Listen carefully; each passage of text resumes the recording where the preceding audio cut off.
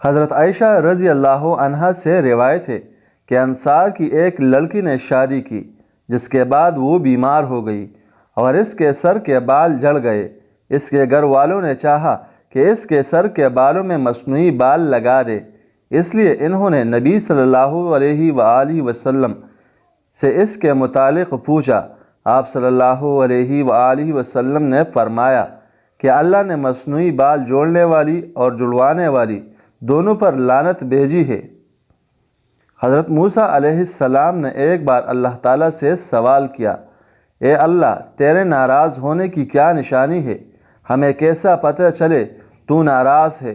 تو اللہ تعالیٰ نے فرمایا، جب تو دیکھے بارشیں بغیر موسم کے ہو رہی ہیں، حکومت بے وقوفوں کے پاس ہے، مال بخیلوں کے پاس ہے، تو سمجھ لینا میں ناراض ہوں۔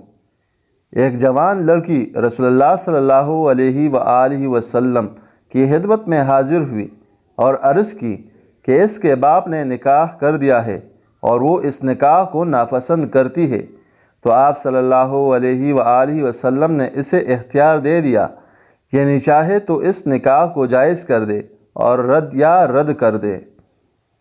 حضرت سیدنا ابو ہریرہ رضی اللہ عنہ سے مروی ہے کہ حضور اقدس صلی اللہ علیہ وآلہ وسلم فرماتے ہیں، ایک درخت کی شاخ بیچ راستے پر تھی، ایک شخص گیا اور کہا، میں اس کو مسلمانوں کے راستے سے دور کر دوں گا کہ ان کو ایذا نہ دے، وہ جنت میں داخل کر دیا گیا۔